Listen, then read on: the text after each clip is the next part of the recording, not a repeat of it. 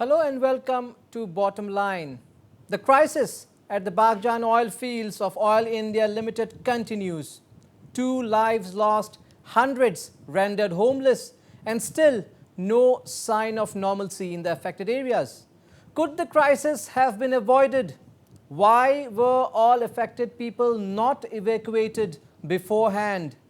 Did the authorities not anticipate this kind of a crisis? Was a 14-day gas leak not big enough a reason to take all possible precautions? These are the questions. These are the questions that are being asked today on a day when the entire region continues to face the COVID crisis. We have had reports of community transmission in Assam, but despite all this ecological crisis in Baghjan in Tinsukia is one heartbreaking report story that needs to be highlighted, because a lot of lives are involved: wildlife, human lives, children rendered homeless, property destroyed. Could this have been avoided? To discuss this, I am being joined by Rituraj Phukon, an environmentalist and Assam's Global Climate Change Ambassador, and also the Secretary General of Green Guard Nature Organization. Welcome, Mr. Phukon, to Northeast Live. Welcome to Bottom Line. Joining me from Gandhinagar, Gujarat is Mr. Rakesh Kumar Viz, Director of the Department of Petroleum Engineering, School of Petroleum Technology. Dr. Viz has also served as the Executive Director of ONGC for years in Assam. Also joining me from Guwahati would be Bhaskar Barua, an eco-tourism entrepreneur and engineer. But before I go to my panelists tonight, I'm being joined live by our Eastern Assam Bureau Chief Ripunjoy Das, who has been at the accident site, the incident site since morning.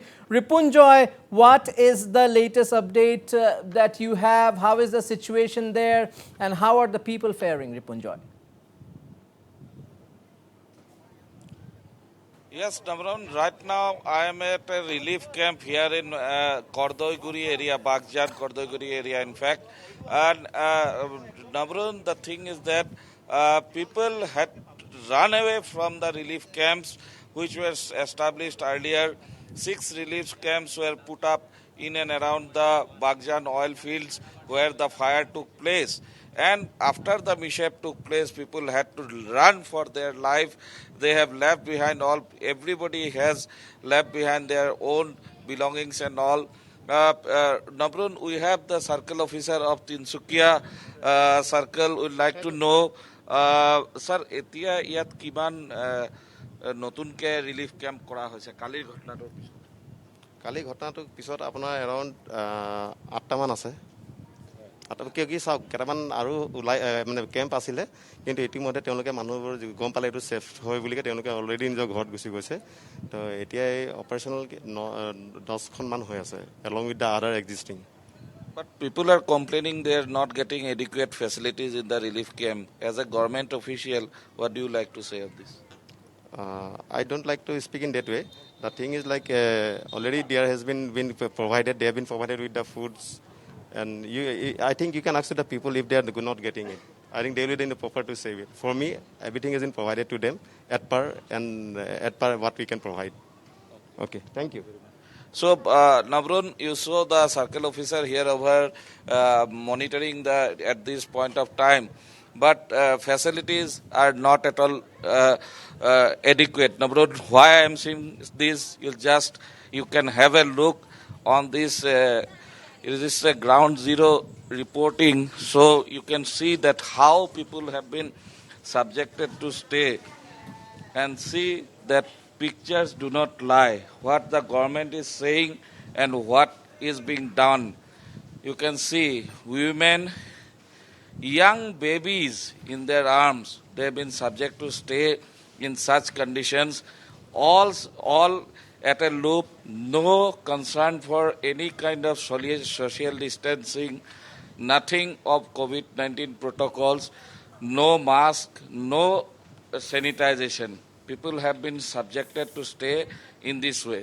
This is the bitter truth of today's Baghjan. You can see from the pictures, and pictures do not lie, Nabrun. So this is the Ripunjoy, state Ripunjoy, of affairs here now at Baghjan.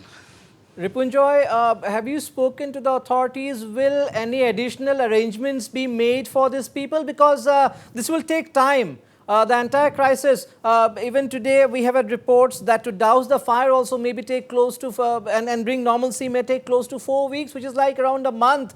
Is any additional space, facilities, will that be provided to these people in the days to come? Any updates on that, Ripunjoy? See, Namran, that is what I am repeating time and again. Government is saying many things there, but on the ground, the scene is totally different.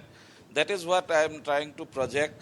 And the thing is that the government, just now, some minutes ago, the industry minister, along with the union minister of state, Rameshwar Teli, had visited some of the camps and also the blast site. And he said that all necessary measures will be taken. Even he said the Prime Minister of India, Narendra Modi, has also been apprised of the entire situation, and he has assured that the central government will help the state government in every aspect. But on the ground, things are not happening for reasons better known to the government officials or the government concerned. And whatever facilities are being provided, that too by organizations like ATSA or the Moran Students What about Union the oil or authorities, several other Ripunjoy? organizations. What about the This oil is the state authorities? of It is affairs. also Oil authorities, Nobran, they have promised that they will provide one-time interim relief, but for that they are looking for a list which is to be prepared by the Tinsukia district administration. Oil India has assured and promised that they will provide 30,000 rupees each to every family who are affected. Not all families. There are thousands of families who have been displaced due to this crisis. Several families have informed us that many families has informed us that they have lost their belongings. They are not aware about their. Right now, you can see the state minister, industry minister, visiting the site. I'd like to know directly from him, sir, what are the measures being taken by the government right now?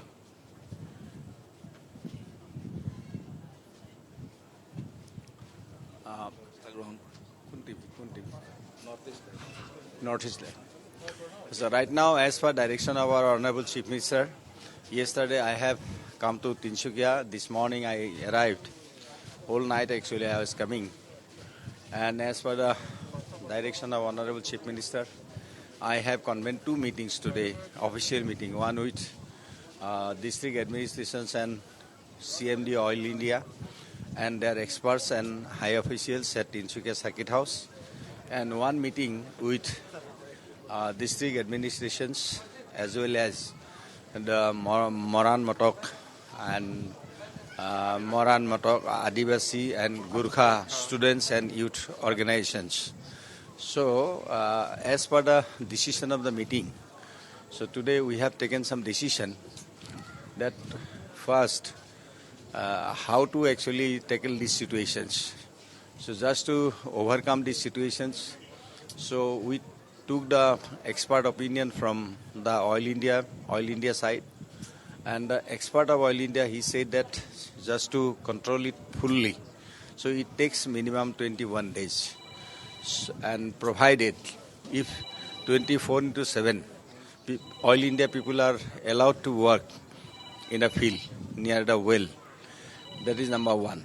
And number two, so by this time, so 7,000 inmates are there in 12 camps in this area. And we have decided today to give 30,000 one-time grant to the affected families, 30,000 each.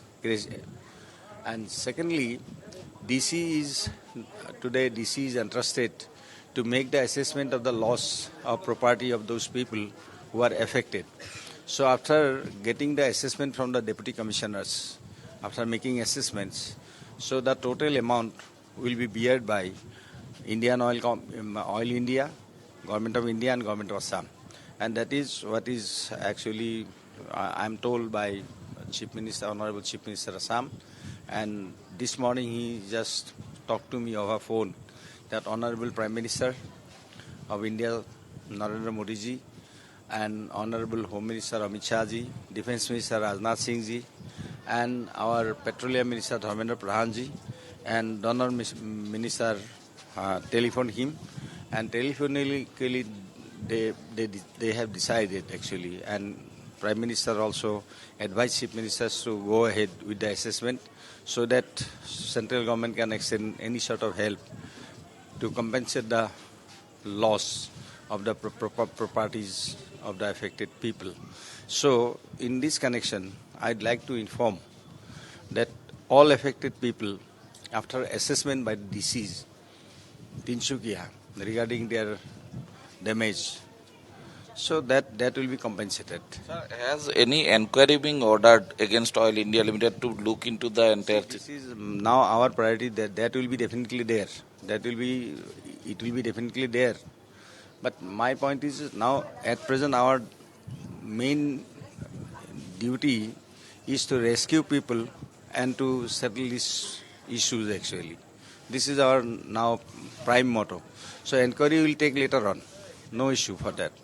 And secondly, after giving all compensation and all, so two officials already died, Oil India. And for these two officials, actually, Oil India has given 1 crore ex gratia to one high-ranking officials and 60 lakhs to lower-ranking, junior officials. And apart from that, their family is entitled to get full pension. And thirdly, they will be given this bravery award by Ministry of Petroleum, Government of India. And fourthly, if vacancies occurs in Oil India, then their family will be given priority for appointment. Actually, these things are taken decision today in the meeting. And meanwhile, DC also looking after everything. This what is the shortcomings, what is the things going around in these camps, and accordingly, DC is assessing now. So he will depute some officer from tomorrow, so that the property damage assessment can be done by the deputy commissioners. So, All right. Nabarun, Yeah. as you have seen the minister himself pointing out that inquiry will take place, but that will be done at a later phase. Now the focus is to deal with the crisis at hand, and he also talked about the various compensation packages being doled out by Oil India Limited. Nabarun. Absolutely. Also, one more thing that the Assam Industries Commerce Minister Chandra Mohan Patwari mentioned, Ripunjoy, is that it will take 21 days minimum if people work 24/7 to bring the situation under control, which means the entire exercise can easily cross over a month. That means these people, the visuals that you just showed us, Ripunjoy, immediate arrangements have to be made to provide additional shelter places for the time being, because at least for the next 3 weeks, they have to stay put wherever they are in the relief camps. Yes, Namrun, the minister himself had pointed out there more than 7,000 people are in the relief camp and 12 relief camp has already been put up. But we have our figures that more than 10,000 people have been displaced due to this catastrophic event, and their apathy, they are living in a very pathetic condition. We have seen the conditions over here. Now it is up to the government and the administrations concerned how they rectify these things. Today is the first day, and as you have rightly pointed out, if it takes another 21 days, nobody can set a deadline or Nabrun in this kind of things, because the international experts also had opined in the same way, and we have also seen things during the 2005 DCOM episode, when finally 45 days it required to douse the fire. So things can go to a longer period also, and that is to be now taken care of by the concerning company as well as the government. Navrun. All right, Ripunjoy, has the fire situation improved a bit? Any information that you are getting as of today? Especially, Yes, Navrun, their fire situation has has it improved a spread to the bit neighboring because areas? in Could that be contained to an extent, Ripunjoy? The spread. Navrun, the fire situation has been it has come down a bit in terms of that the oil spillage, which was in and around the entire area due to the oil spillage to the whole area, whole lot of area, that has got burned down, Navrun. And due to that burning of these bushes, particularly in and around the area Maguri, Mutapong Bill, and these peripheral areas of Baghjan oil fields, the fire has narrowed down. It has concentrated in and around the well also, but the danger has not come down. And today only the whatever work the Oil India, apart from field work, which we have witnessed the whole day from right from the beginning, is that they have just retrieved the bodies of their of the two employees, and apart from that there was no field work because Navrun, it has to start from 0 point because everything is to back to square one now because all their equipments had gone, including the vehicles, the high pressure. So everything will have to be planned in a systematic way again to start the operations again. So it will take time. I think 21 days will may not be sufficient. But if nature wise, if nature goes has its blessings upon Oil India Limited, maybe it may get contended. But that is a separate issue. We cannot speculate on that. But on the other hand, technically, if you speak, I think it will take more and more time now. Absolutely. Navrun. Thank you so much, Ripunjoy Das, for all those updates from Baghjan. Thank you indeed. If I can go to Mr. Rituraj Phukon, of course, an ecology expert. Mr. Phukon, well, tragic is what we can say. Could this have been avoided? And what are the repercussions, especially on, of course, we know hundreds of people have been displaced, they're in shelter homes, that is one. If you see nature-wise, the ecology-wise, what are the repercussions that you see? Yeah, such a huge humanitarian tragedy. It's my heart goes out to the people who have lost their near and dear ones, and also the loss of property and people having to live in these camps in the middle of this pandemic.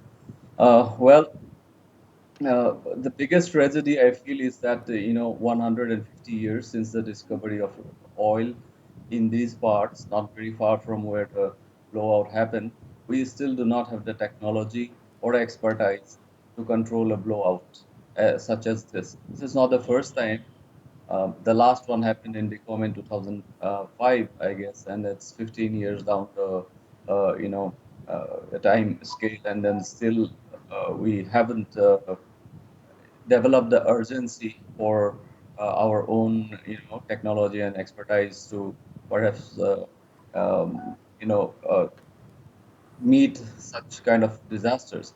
And the ecological aspect is, of course, too early to tell at this moment.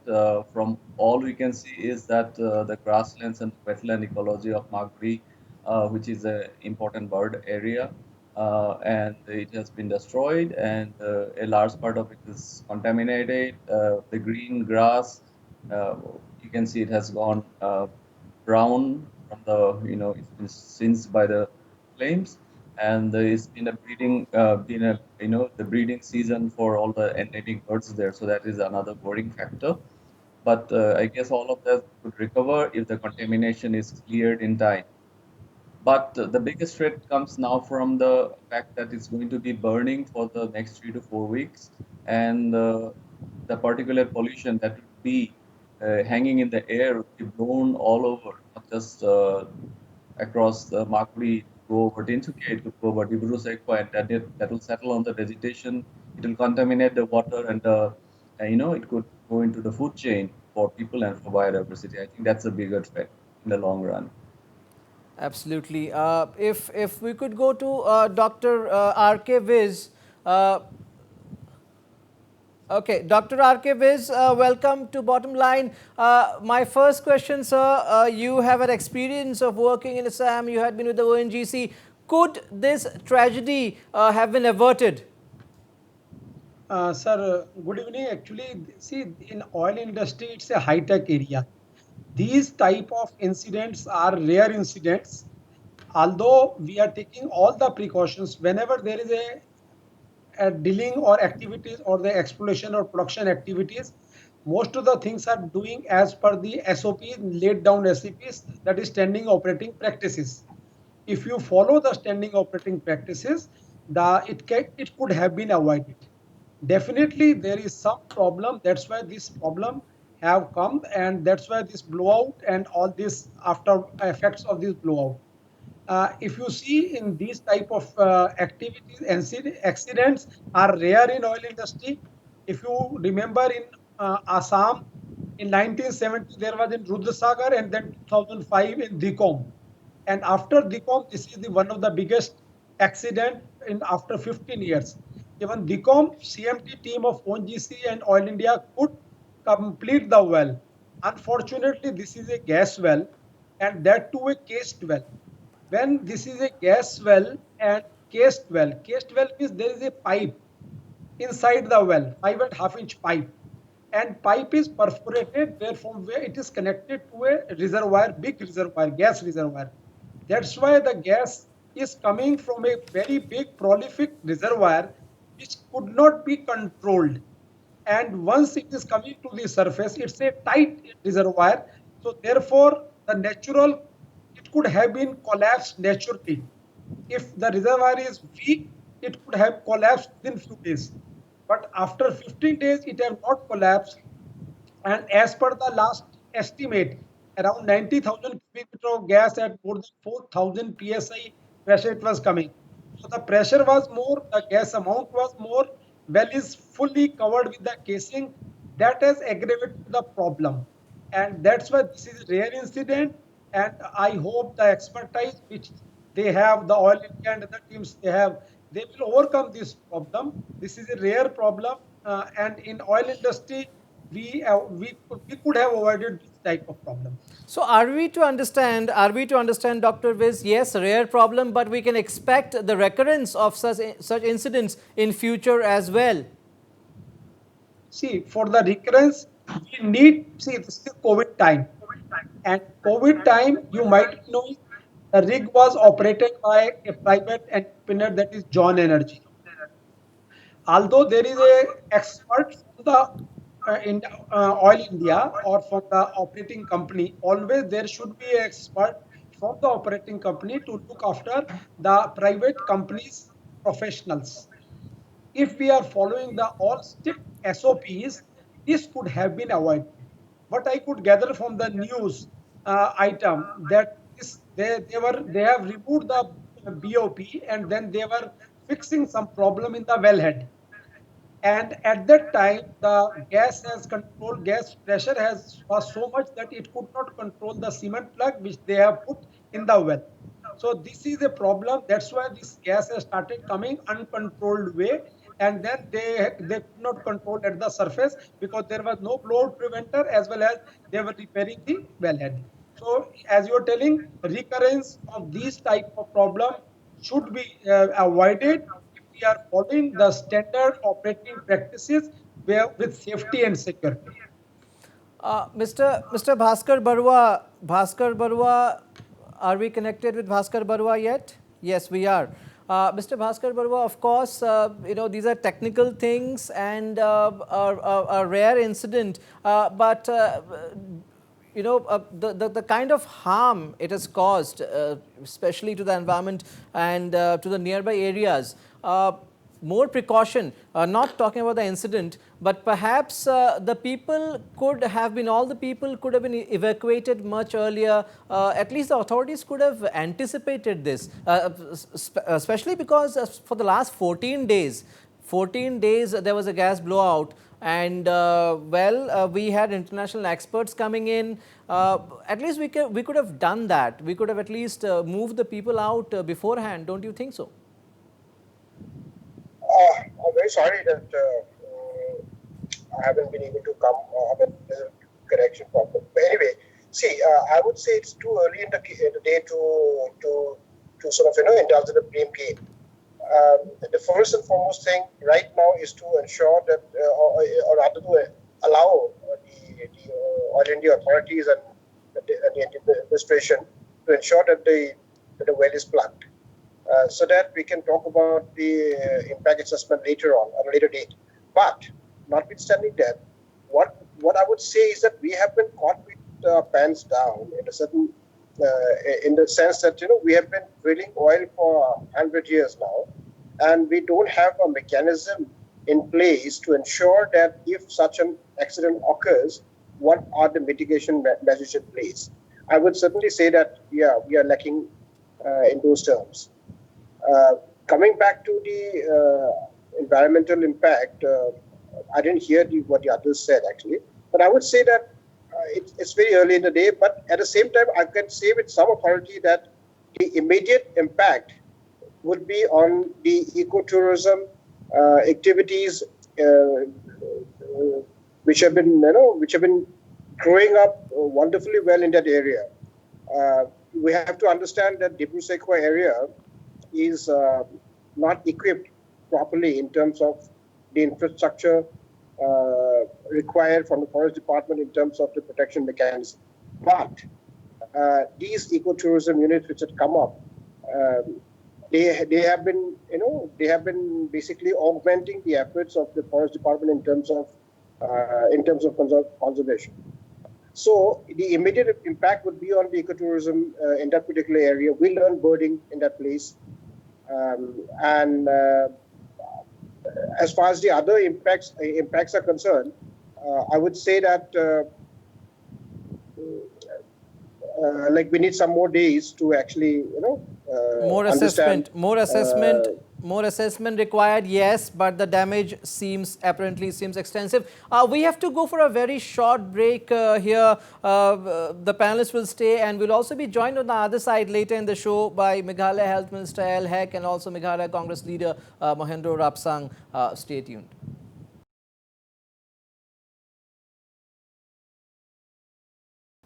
Welcome back. You're watching Bottom Line. We're discussing the crisis at Baghjan oil fields of Oil India Limited. If I can go back to Mr. Rituraj Phukon. Mr. Phukon, a lot of concern is on the damage to the ecology nearby, especially with the Maguri Beal Lake and the Dibru Saikwa National Park around.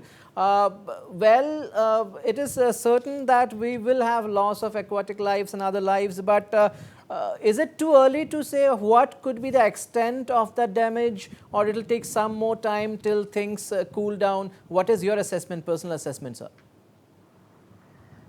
Yes, certainly it's too early to actually do a comprehensive assessment of the damage. And what is evident from the images that came in immediately after the blowout was, of course, everybody has seen the Gangetic dolphin and the fish, and we have seen the burnt grass. And then, as birders, we have been quite frequent visitors to Maguri as well as the Sekwa, and we know this is the period of breeding for aquatic and grassland birds, and that the oil spill and the condensate pollution that has covered much of the vegetation in that area will of course impact all the small organisms, the insects, and then and also the ones that the birds that feed on them. So yes, this is a big tragedy if you look at it in terms of the biodiversity as well. And the fact that it has happened in one of the most biodiverse regions of the world, and in what is supposed to be a super year for biodiversity, it's been designated as the most important year. And then from next year, we have the UN decade for ecological restoration coming up. And and the post 2020 framework for biodiversity conservation, and all of that, uh, especially in respect to the northeastern region, uh, we see that it's not been a good year with all the biodiverse areas uh, coming under threat, whether it's the Wang Valley or Dening Patkai, and now here in Sekwa and Magudi. Absolutely. If I can go to Dr. R.K. Viz, Dr. Viz, when we have a facility near an area which is ecologically rich, don't we ought to be more careful? As companies, have we been ignoring these things? Is it always economy over ecology? Is that how it is seen? What is your perception? Of course, you have been on the other side of things, but still, your view on this, sir. No, sir. Actually, if you see that whenever it's unfortunate that this has happened in a area of where the reach of biodiversity and near to Dipru Saikoa and this Maguri Bill wetland. This is the unfortunate part. Whenever we are going for these things, although we are taking all the permission from the Environment Ministry of Environment, and there are guidelines that when we are going for, we are acquiring a land of 100 meter by 110 meter, and we give the assurance that we will restore the land and the biodiversity which is there after the completion of the job. Although, as you have told, that there may be some impact of the environment, that normally we carry out a impact environment studies, and we see to it whenever we are going these operations, we see to it that the minimum damage should happen or no damage should happen to the environment near our operational area. It's an unfortunate part that this has happened in this project. What is more unfortunate, Dr. Viz, is that we have lost two precious lives in the operations, the following operations, the operations to contain the damage. Two firefighters lost their lives. That is also very unfortunate. Probably that shouldn't have happened. Does that also in a way indicate that initially when the incident took place, there may have been a sense of cluelessness on how to react to it? Otherwise we wouldn't have maybe lost these two precious lives. Some audio is not clear. Okay, I'll See, just repeat the question for you. What I'm saying is that we have lost two precious lives. Two firefighters have lost their lives in the operations that followed. That shouldn't have happened. That shouldn't have happened when professionals are dealing with things. Ideally, you see that also as a failure in a way.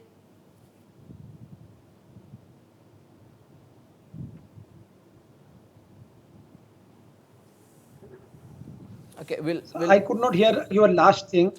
okay, I'm Uh, saying it's very unfortunate that we have to lose two precious lives. Two precious lives in the operations that yes, followed. Do you think that could have been avoided with better planning? Though we cannot comment on this because we were not in the site, we don't know the circumstances. But still, yeah, as part of these kind of operations, do you think that could have been avoided?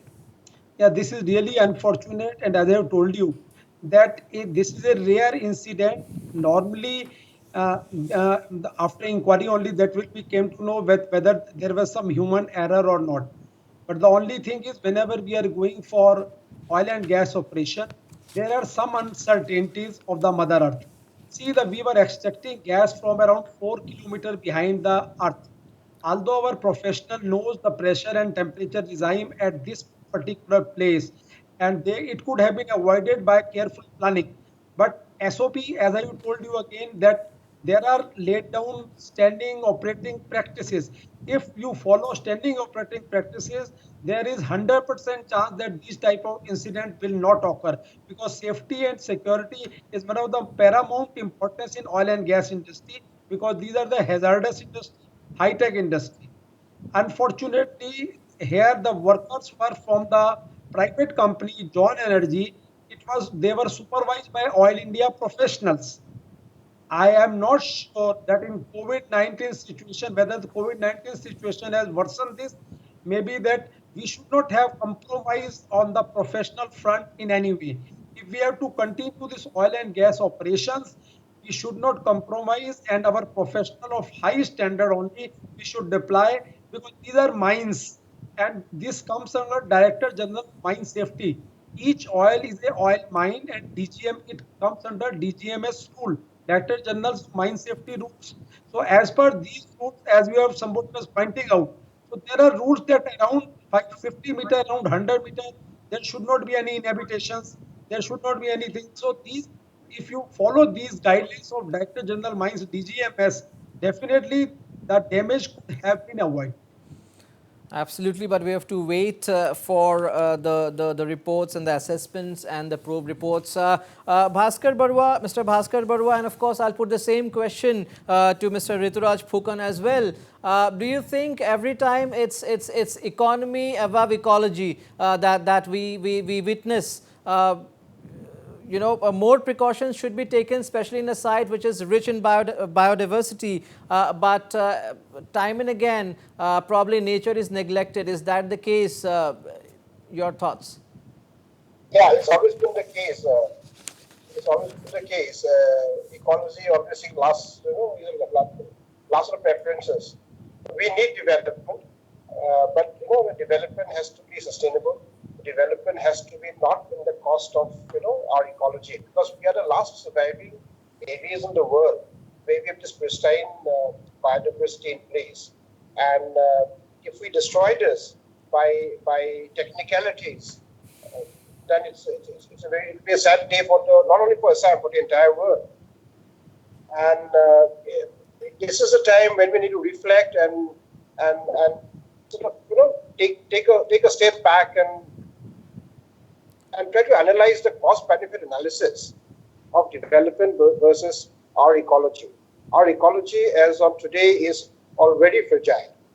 Now, how long can we go on extracting resources from such fragile areas? Is it worth it? I would say, in today's world, it is much. For India, it will be much. It will be a win-win situation if we import crude oil rather than by extracting it from these places, which are the last. We will keep that debate. We will keep that debate for some other day. We will keep that debate for some other day, Mr. Bhaskar Barua. Rituraj Phukan, your thoughts on this very quickly. Is it always economy above ecology? Well, certainly we understand that development needs, but can we really destroy the last, standing forests of Northeast India? Can we choose to, put at risk the most biodiverse regions of our state for the sake of extractive industries, especially after we see that it is also connected to this humanitarian tragedy that is happening at Baghjan. There is probably safer ways of getting the energy that we need for our development needs, especially in the light of the commitments made by India at the Paris Agreement, as well as to the Convention on Biological Diversity, where we want to protect 30% of our land area, especially prioritizing the most biodiverse regions, and that is not happening on paper. In practical, that's only exists on the papers we have signed. So that's a question of priority where to go in terms of development and economic. Well, Dr. R.K. Viz, my last question. What is the mantra to avoid such incidents in the future? I know there can be no foolproof arrangement, but still, was this avoidable? Can this be avoided in the future from the technical aspect? In my opinion, first thing which we are discussing, economy cannot overtake ecology. It can be concurrent. This is because ecological, if we have to be environmentally friendly, and we cannot spoil ecology in view of gaining the economy. So economy should not take ecology. That is the first thing. And second thing is that these type of things should be avoided only when the companies, because these are ONGC, Oil India, these are government companies, and these government companies should strictly follow the rules and laid down rules. Government, whether it's a DGMS, whether it's a Ministry of Environment, have a strict rules and compliance. My suggestion to my friend, some of the environmentalist friend, is they should also keep a track of these companies, what they are doing. And if they are flouting any rule, they can go to DC, they can go to forest officer, and they should make a complaint. So they should be vigilant enough. And as you know, that government company cannot do anything without following the rules of the law, land of the law. If these environmentalists are very active and if they are pointing out any mistake, then definitely the district authorities along with the forest officer can take action against. FIR can be lodged against a oil professional. You know that some of the area FIR has been lodged against a oil professional when they are flouting the rule. So the first thing is that as a citizen, as an environmentalist, they should be very active. They should look as a part of their They job. are They doing should their look job, at sir. these They companies. were doing their job. I hope everybody else does. I'm sure companies have been trying their best. We're not pointing fingers at anyone. Thank you so much. Thank you so much, Dr. R.K. Viz, for joining us from Gandhinagar, Gujarat. Thank you so much, Rituraj Phukon, for your time. Thank you so much, Mr. Bhaskar Barwa, for all your perspectives on this very crucial issue. Shifting focus now, the big story from Assam today, Guwahati, is that community transmission of COVID-19 has been confirmed in Guwahati, with as many as 13 cases found without travel history. Some containment zones, new containment zones are also coming up. One in Pan Bazar, Fata Shilambari, Vishnupur areas of the city, and especially in Pan Bazar, a particular pharmacy where one person has tested positive. Now, from the nearby areas, two more have tested positive, confirming what we call community transmission, that which was dreaded. Our strain is doing rounds, but yes, some government is on the job to try and contain the situation. I'm being joined over the phone by Dr. Sthapna Sharma, Professor, Guwahati Medical College. Dr. Sharma, we had always feared what we term community transmission. It is here, but we cannot afford to panic, can we? Yes, Navaroon, the health minister had finally declared 2 days back about community transmission. In spite of our best efforts, whether it's from the state officials or from the health, police, or even the public themselves, to prevent this, this transmission has finally started in the community, where we have reported a few cases which they do not have any history of travel outside the state or within the state, or they do not have any history of contact with any positives, or they are not health workers themselves. So no way of getting transmitted somewhere from known cases, but that means they have got it somewhere in the community, and this stage was inevitable, but we had all tried our best. Now, if finally it has come into the community, certain relaxations from the government has been given has now been given in spite of in our duties. But the best way to there's no reason to be alarmed, but yes, we have all the more reasons to take extra precautions now, especially for the extremes of ages, whether it's for the smaller age group or for the higher age group, that means plus 65. Absolutely. Absolutely. Yes, Time for, and yeah. Yeah, go ahead. yes, and as long as we follow our basic steps, and we still keep telling the people, because we have to go out for our daily work, and as long as we follow those basic steps which have been given by the health officials, to wear a mask always when we are out into the community, or keep washing our hands regularly with soap, or if water is not available, sanitize our hands. And most important is, in spite of all relaxations, we should avoid mass gatherings. We should, even if it's for an inevitable situations like death in the family. Absolutely. Not more than 20. The real Yes. social distancing begins now. Thank you so much. Thank you so much, Exactly, Dr. exactly. Sharma, for your perspective on this. Well, the fear of community transmission has also risen in Meghalaya to an extent after a resident of Ribhoi district tested positive. The man without a travel history has tested positive, but the government, is denying any reports of community transmission. So far, I'm being joined by the Health Minister, State Health Minister Al Haq. Mr. Haq, welcome to Bottom Line. With the testing positive, this positive case of the 70-year-old resident from Ribhoi, the fear of local transmission has yet again risen in Meghalaya. How are you looking at it, Mr. Haq? See, the fear to community is there, but I'm telling you, there's no community transmissions. There's no transmissions in community, okay? The government from the beginning, only when we heard about this one positive cases of that elderly man, we have taken the position immediately. We have already isolated him in the hospital where he has been treated him, and also for those fast, the high risk contact, and also the second, the low risk contact, already been taken them, all of them. Already we have been taking the contact tracing, and we have already taken the sample for all of them. All of them are to 43 of them, and had sent the sample to Negrim for testing, and all of them have been found negative.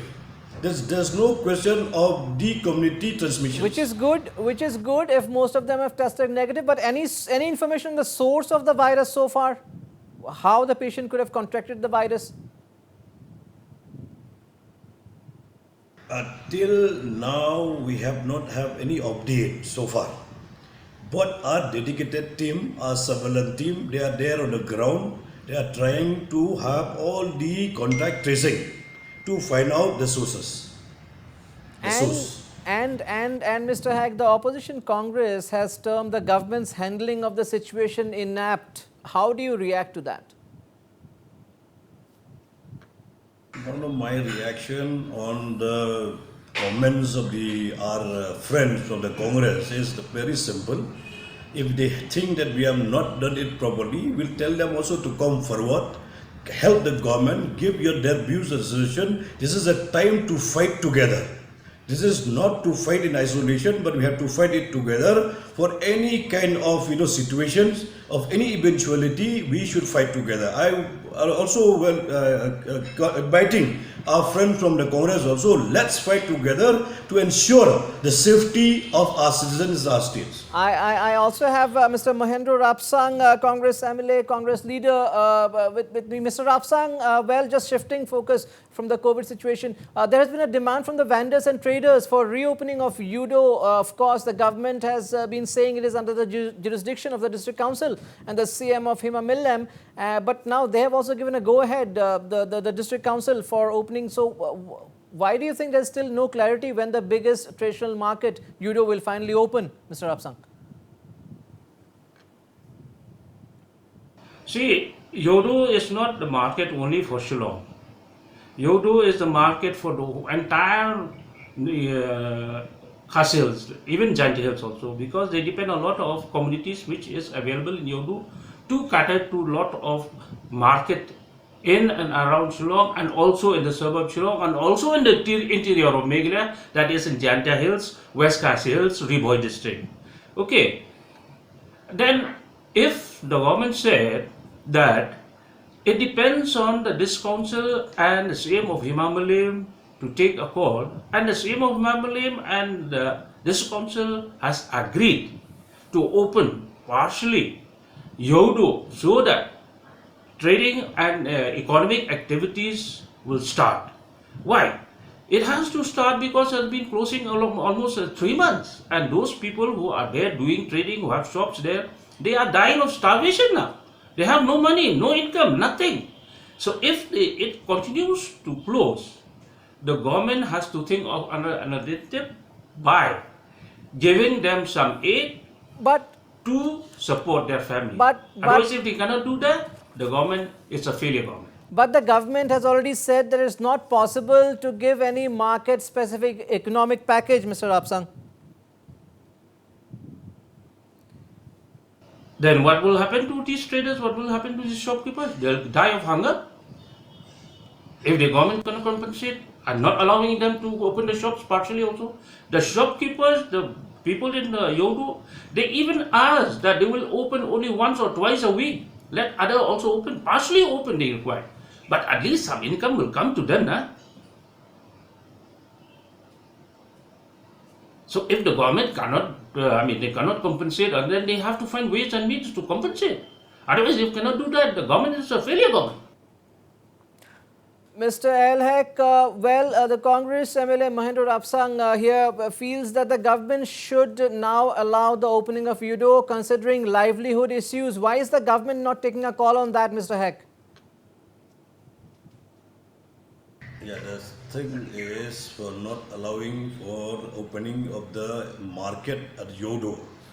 The situation, we have first to assess the situation. You know, we have seen now also in Meghalaya, the positive cases is increasing. But it's not community transmissions, but it is only increasing for those people are coming from outside. So unless we are satisfied with the situation first, after we are without doing the assessment, see, as you are all we know about the Yodo, once we are opening the Yodo, a lot of footfall will be there. And all people coming from all walk of life. So to protect for that kind of, the footfalls, the kind of people rushing in one area, that's why we have to assess first the situation, and we are waiting for few days only after completions of our assessment of the, the increase of the COVID-19 in our state, then only we'll take a call on that opening of the market Ayodo. Point taken. Mr. Rapsang, returnees are testing positive, and the government thinks that, seeing the rise in numbers, even though there is no community transmission, seeing the rise in numbers, probably it's good to hold back the decision for some time. You see, it didn't mean that those returnees will come straight from their place, from where they have come, like people coming from Bombay or Bangalore or Calcutta, from anywhere. They'll come straight to Yodo or they'll go to quarantine center. Tell me.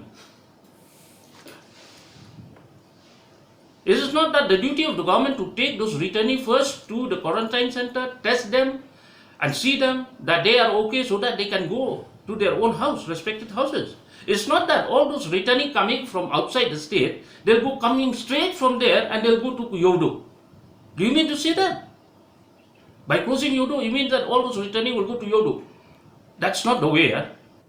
Well, I'm sure a decision will be taken soon. Thank you so much, Mr. Mahendra Rapsang. Thank you so much, Mr. Elhek. A lot of issues, but we hope there's no community transmission in Meghalaya. That's a wrap of Bottom Line.